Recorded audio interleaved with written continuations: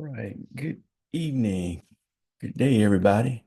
Um, Day is Saturday, just after 12 a.m. Saturday morning, April 5th. And just want to get on here a few minutes and talk about something. Yesterday, April 4th, was the 57th anniversary of a very, very tragic event in the world, but specifically here in the United States. And that was the assassination of Reverend Dr. Martin Luther King Jr. And I just want to talk a little bit about this book. Where do we go from here? Chaos or community? Where do we go from here? Chaos or community? Published in 1968, the year that Dr. King was uh, taken from us, assassinated. And what brought to mind what's going on today, even though this happened, like I said, over half a century ago, but still very, very poignant, very um, an important, tragic uh, episode in world history. And one kind of think about what would Dr. King be thinking today if he were alive. And he was more than prophetic, you know, in the words that he used, in the speeches that he gave, and talking about his vision for not only America but for the world, you know. And he thought in the terms that leaders of his stature think about beyond these borders of these so-called countries, that we're all connected regardless of man-made boundaries. And he thought, and he had a worldview. And I believe him trying to reach out to uh, other leaders of the world and speak beyond this capitalistic society. But he knew how dangerous it was, and knew that capitalism was very antithetical to humanity. And uh, particularly because where he was on April 4th, 1968, uh, in Memphis, uh, planning to march on behalf of sanitation workers there for a livable wage, something that goes against the very tenets of capitalism. Capitalism, you make the most amount of money any way you can, basically. But in this book, Dr. King talks about, again, are we going to be just always mired in chaos? Because as we know, the 1960s was one of the most chaotic decades in this country's history. A lot of changes, social changes, have been made, beginning with, you know, President Kennedy being elected to the office of the president, John F. Kennedy, in 1960. Then, unfortunately, being assassinated only 3 years later. His brother, Robert Kennedy, being assassinated, I believe, in 1965, I believe. Um, then you had President Lyndon B. Johnson, who was served as Kennedy's vice president, coming into leadership, and he's able to pass some of the most uh, prolific social changes that this country has ever seen. Of course, the 1964 Civil Rights Act, 1965 Voting Rights Act, 1968 Fair Housing Act, you know, some of the most sweeping civil rights social changes that in this country's history. Then you have Dr. King going back to 1963, the I Have a Dream speech in Washington, D.C., August of 1963. And then fast forward to 1968, then of course you have Vietnam going on during that era as well. But uh, And yearly we celebrate Dr. King's birthday and also 1963 March on Washington and his speech. And a lot of us, to include uh, a lot of black people, a lot of black organizations, have a yearly march with Dr. King's holiday. But from what I've seen and what I have experienced, we don't do him justice in regards to talking about his legacy. And it seems people want to cement him in 1963 of uh, uh, speaking on a colorblind society. And they either uh, intentionally neglect the last 5 years of his life, where he wrote the book, Letters from Birmingham Jail. And again, where do we go from here? Chaos or Community, where he talks about maybe integration, the ills of integration. And so um, I just want to read a few passages out of this book. Um, but before I do that, tomorrow, actually today, April 5th, 2025, uh, there are going to be what's called hands-off marches all across the country. I believe there are over 1,100 uh, marches that have been scheduled for today, all throughout all 50 states. And basically, people are protesting uh, the policies of the Trump administration and making their feelings known about the role that Elon Musk has been playing and is playing in American politics. Someone who's, I don't believe he's an American citizen. He certainly was not on any ballots um, to be voted on. So how is he allowed to have so much power over uh, our social programs? And so people are making their feelings known about that. Uh, Again, I think over 1,100. I think I read over 1,100 marches are slated across the country. So we'll see how that shakes out later on today and on into the weekend. But we'll be watching. And uh, just to generalize, because I want to speak specifically, because this is not all black people, of course, but a lot of black people are pulling themselves away from uh, outward protests on the streets, joining with other, I would say, non-black affiliations to protest and make our voices not heard, stepping away because, we voted at 70 and 80% clip on November 4th, November 5th, for uh, Kamala Harris, because obviously looking at Donald Trump's first administration, we knew what was coming. And so we're saying, well, we did what we were supposed to do on November 5th.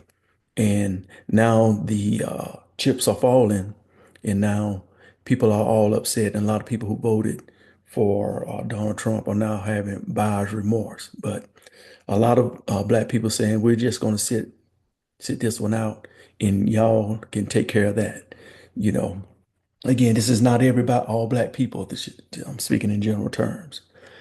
But and I say that to say, I bring that up because, again, in this book, Where Do We Go From Here? Chaos or Community? Um, Several chapters in here, and I want to go first to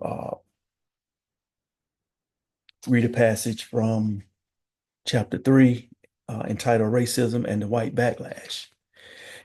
And basically, white backlash always come in this country, always comes on the heels of any type of progress that black people make in this country, particularly after slavery and during emancipation and once Reconstruction ended, the 13th, 14th, to 15th Amendments, the Reconstruction Amendments, um, gave Black people certain rights, the right to vote, due process under the law, birthright citizenship, voting rights for Black men uh, uh, in Amendment 15. And once Reconstruction ended around 1877, we see the white backlash. You have, well, even a little bit before then, you have race mobs all across, particularly the South, but in the North too, as they progress, uh, attempt to eliminate the gains that the federal government passed for Black people. Again, the social rights, voting rights, uh, birthrights.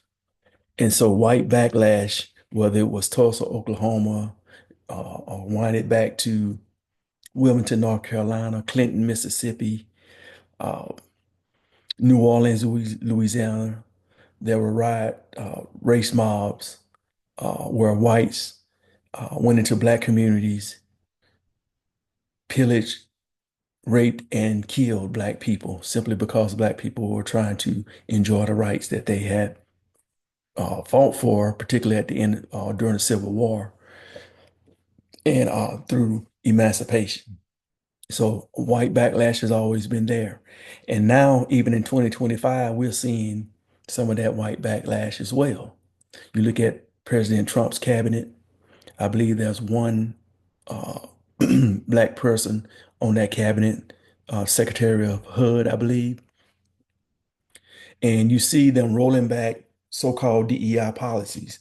Now, many of us uh, certainly don't uh, ascribe to the idea that just because a Black person is in a position of authority, that they are DEI, because we know statistics tell us that white women are the biggest beneficiaries of DEI. But of course, um, white supremacists are not going to tell you that. They're going to attach uh, DEI to Black people. Like, uh, again, if we get into any type of position of authority, we got there because we were just given that position. We didn't earn it. But as a Black person, again, I'm speaking in general terms, but as for myself specifically, I know that we have to work twice as hard, always have been, and looks like, it's always going to be that way. So, uh, DEI is just something that white supremacists attach to Black people to try to minimize or marginalize our our accomplishments. So, but again, that's part of the white backlash. And Project 2025 is today the playbook for that white backlash. So, particularly rolling back again the so-called DEI and woke policies. And I'm gonna speak on the word woke here in a minute. It's almost passe for them to use the term woke now as DEI, you know. So, but again, I'm gonna speak on that here. And Dr. King writes in Where Do We Go From Here? Chaos Our Community. He talks about the white backlash. Okay. And he writes, the step backward has a new name today. It's called white backlash. But the white backlash is nothing new. It is the surfacing of old prejudices, hostilities, and ambivalences that have always been there. It was caused neither by the cry of Black power nor by the unfortunate recent wave of riots in our cities. Again, this is 1968 he's talking about. The white backlash of today is rooted in the same problem that has characterized America ever since the Black man landed in chains on the shores of this nation. The white backlash is an expression of the same vacillations, the same search for rationalizations, the same lack of commitment that have always characterized white America on the question of race. Now, again, remember that This is 1968. This is uh, at least 3 years after uh, those social changes were made uh, by Lyndon Baines Johnson. Again, 1964 Civil Rights Act, 1965 Voting Rights Act, and 1968 Fair Housing Act. And here, Dr. King is basically saying, as you see the rise in the streets because of police brutality, and also uh, 1968 is, let's see, 14 years after Brown versus Board of Education uh, decision by the Supreme Court that that segregation is unconstitutional, but yet and still, many states, particularly in the South, have not moved to desegregate. And I think, well, I won't say I think, I know that Dr. King was very disappointed in the outcome that of integration, because again, the white backlash was very, very potent. Uh, Even though the Supreme Court, the highest court in the land, uh, deemed segregation illegal, unconstitutional. So he talks about the white backlash. And now we have a president who was being reelected, okay, who's coming in with a new administration, 2025, and he's basically performing white backlash, DEI, again, removing, the top four-star general, General Charles C.Q. Brown, from his position, a black man, okay, removing so-called teaching black history. You know, I served in the Air Force for 23 years. Tuskegee Airmen are untouchable, but yet you want to remove their history from the history books in regards to military education. That's white backlash. Because why would you do that otherwise? Tuskegee Airmen are part of uh, United States military history. Why would you do that other than white backlash?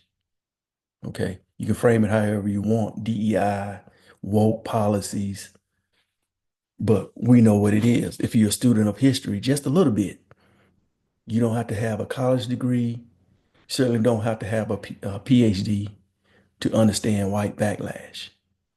Okay. We know what it is. And that's what this particular administration is doing. But obviously, they don't know history. Okay. They don't know history because black people, we always win. We're resilient. That's in our DNA. So Dr. King talks about white backlash 50, no, 60 years ago. Now, moving on to chapter 6, the World House. Now, again, Dr. King was a huge proponent of international connections, not working outside of these formal boundaries uh, of the United States. And he understood that we are all connected across the world, particularly the African diaspora. Okay. And he understood the only way we were going to make changes was to connect with our brothers and sisters, be it whether they white, black, Asian, or whomever, to make social changes. We will have to all work together. So he was speaking world connections. Okay, where you see now again to link that with this current administration going into the isolationist mode. Um, like over 100 years ago, uh, Woodrow Wilson, who was one of the most racist presidents that we ever had, um, tried isolationism at the beginning of the 20th century, and we ended up participating in World War I. But When you turn inward, today in this global society, you're going to be left behind. The American people are going to be left behind because this is a global economy. You cannot uh, tariff your way into uh, building back the economy that this country had 40, 50 years ago. The world is totally different. Okay. So isolating yourselves, cutting yourselves off, and bullying other countries when we're all globally trading with each other. Okay. That's not going to work. It didn't work in his first administration when he put all those tariffs on other countries and he had to end up bailing out the farmers. Okay. Because other countries said, well, we're not going to buy your products, your, your, uh, your products. We'll go to other countries. And so the farmers suffered under that. But yet again, some of them still voted for him again. Go figure. Okay.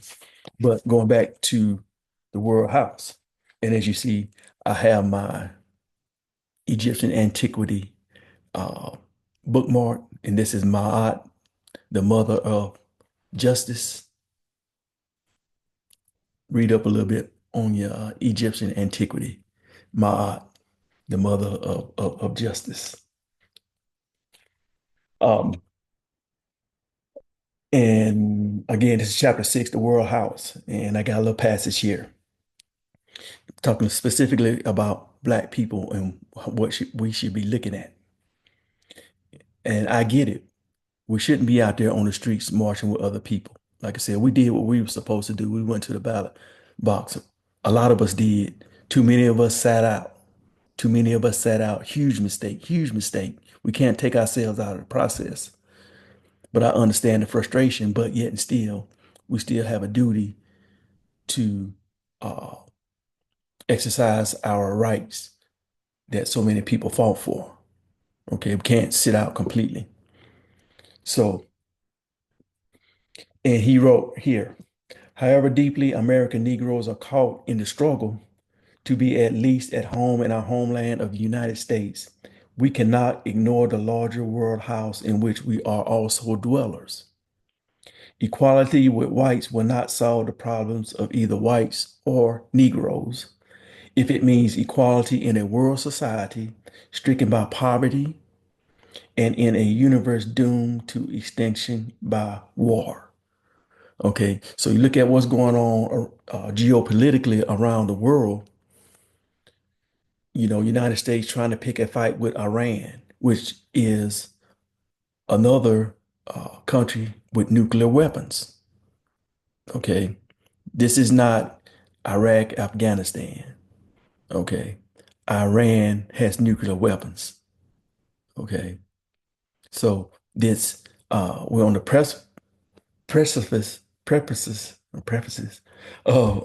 precipice of nuclear war.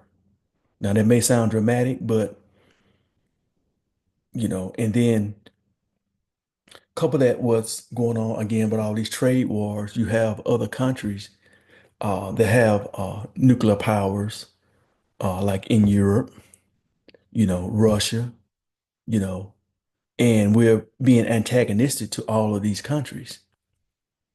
And Black people, we have to understand that we can't withdraw ourselves totally because, as Dr. King says, we live in a world. you know we have to think outside of these boundaries of the contiguous United States, the 48 contiguous states, and then the other two, Alaska and Hawaii.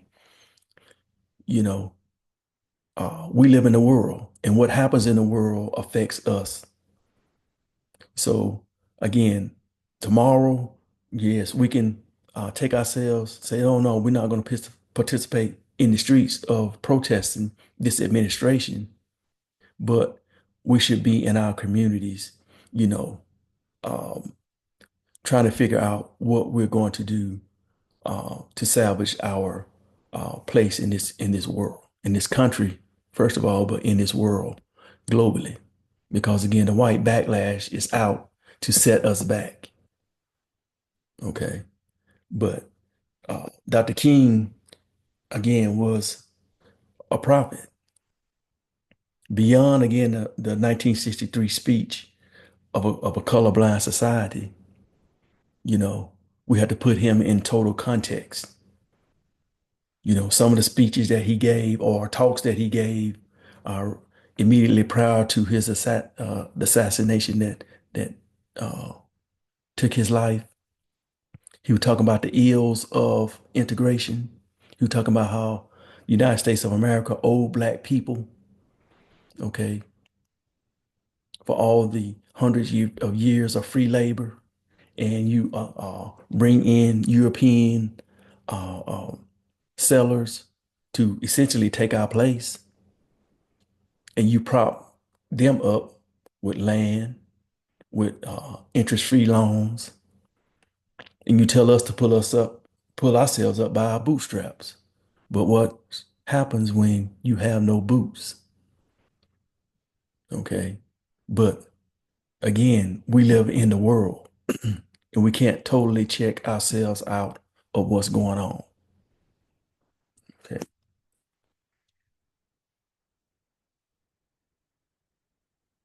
And last passage I'll read again, coming from chapter 6, the world house. And I have my other uh, Egyptian antiquity bookmark, Ra, which means sun, the sun. The ancient Egyptians believed and worshiped the sun because they believed it was the giver and sustainer of all life on planet Earth, throughout the universe, but particularly on planet Earth. And you see Ra is depicted by a man with the head of a falcon, okay, which symbolizes uh, Heru. I won't give a whole lesson here, but Heru, which was a god deity in the form of a falcon. And you see the falcon's head, and you see the solar disk on top of his head. Okay, that depicts the sun. So the sun, and you see the asp or the cobra in front. That signalizes protection. So uh, the sun, the asp, and the sun. One was protection, the other was for the giver and sustainer of life, uh, worn as a crown. And you see in his hand, right hand, the Ankh, which was the symbol for life. Okay, and then you see the rod staff in his left hand, which indicated that he was a ruler, pharaoh, a king. Okay, so just a little history, uh, Egyptian antiquity history there. But back to my passage here.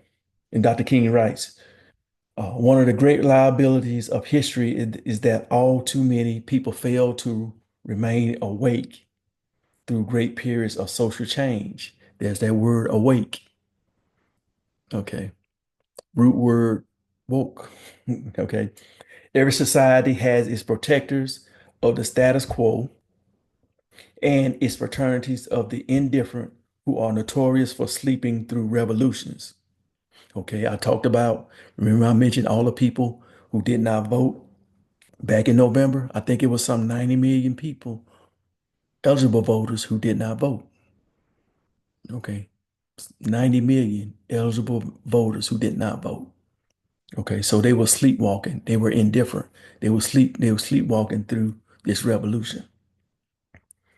But today, our very survival depends on our ability to stay awake, to adjust to new ideas, to remain vigilant, and to face the challenge of change, the challenge of change. So basically, the right hijacked the word woke. Okay. Something that black folks have been saying, using that phrase, that word for 60, 70 years. Okay. And you see here Dr. King is using it in 1968, some almost 60 years ago. But yet they think it's some new thing that black people huddled together and came up with the word woke, and the right um, conservatives hijacked it and they pumped it into their supporters' ears. And now that's all you hear. You heard woke, now you're hearing DEI. All that means the same to say black people don't deserve anything. That's the code word. That's the dog whistle. Okay. So again, Dr. King was using the word woke, which again, I'm gonna speak in general terms, but I can speak for myself and the people that I know. Okay. The word woke in this particular uh, phrase used this way, as Dr. King said, stand vigilant, stand alert. Okay. Stay woke, stay up, pay attention what's going on. Okay. That's what woke means in our community. Okay. So again, Dr. King was talking worldwide. We have to stay vigilant and pay attention. So uh, today, again, there are going to be uh, many protests across the country. People are waking up, so to speak, to what's going on. Even you see, the national media interviewing all these people who regret their vote for Donald Trump when they weren't woke or vigilant because this man told you what he was going to do in a little document called Project 2025. They told you what they were going to do, and they're doing it. But that doesn't make it legal. That doesn't make it constitutional because, as we see, the courts, the district courts, um, the federal courts, uh, are reversing a lot of these decisions that this administration had made. And it took uh, these uh, district attorney generals a little bit of time to get their feet under them, but it's very simple. If you're a lawyer, a constitutional lawyer in particular, you understand that all of these um, executive orders that uh, 47 has passed and what Doge is doing are unconstitutional. Why? Because they have not been uh, approved by Congress, which is one of the co-equal branches of the federal government. Okay. And I would be saying the same thing if it was Kamala Harris, Joe Biden, Barack Obama. Okay. As we saw, some of Joe Biden's uh, executive orders that he tried to pass got overturned. Okay. So you have to follow the rule of law. But we understand that I was talking to someone and they were talking about the Constitution and the laws. And I told them, you know, a law is only as good as the people who are put in charge to enforce it. I don't care whether it's a law, a operating procedure, a policy, you name it. Whether it's in your local community, your state government, your federal government, on your job, it doesn't matter. A law, a policy, a law is only as good as the people who are in charge, whether they voted in, whether they're appointed, uh, put in charge to enforce it. Is if they're not enforcing it, it's not worth the paper is written on. Okay, so our courts have really held the dam together uh, with this new administration because if not, they fired thousands of people unlawfully. You know, um, purged all type of grants that people need. Okay. So uh, we have to stay vigilant. And I'll say very specifically to a Black community, yeah, we can take ourselves out of this so-called fight, but what we should be doing is organizing in our community.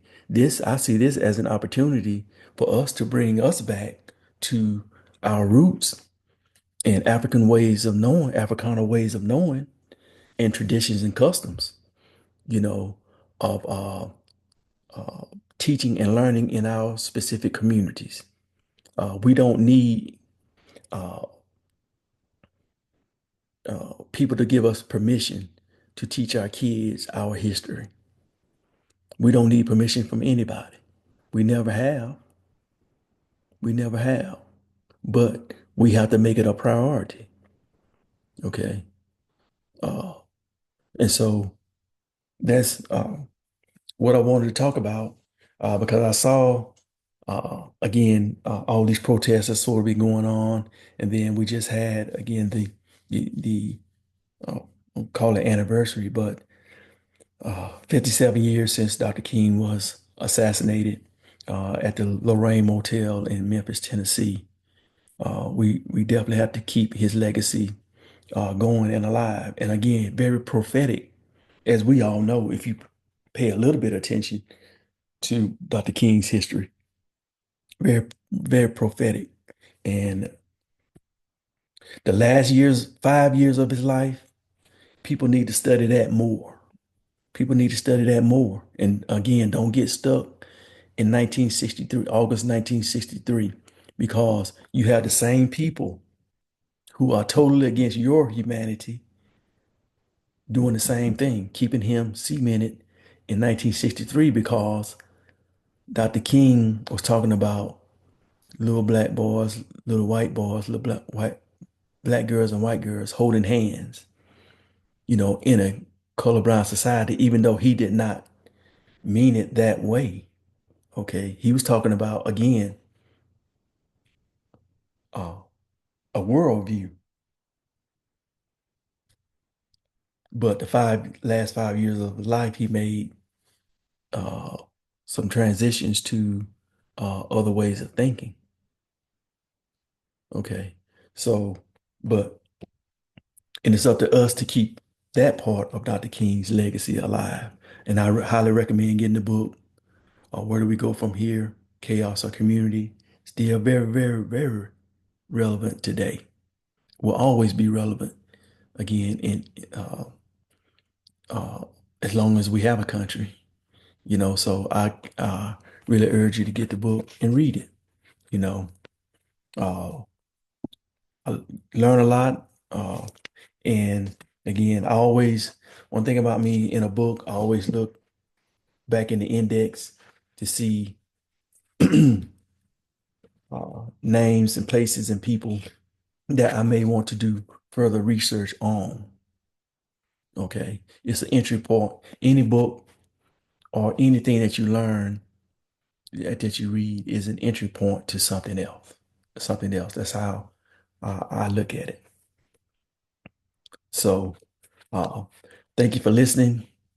And again, stay woke, stay vigilant out there, and let's take care of each other. Talk to y'all next time.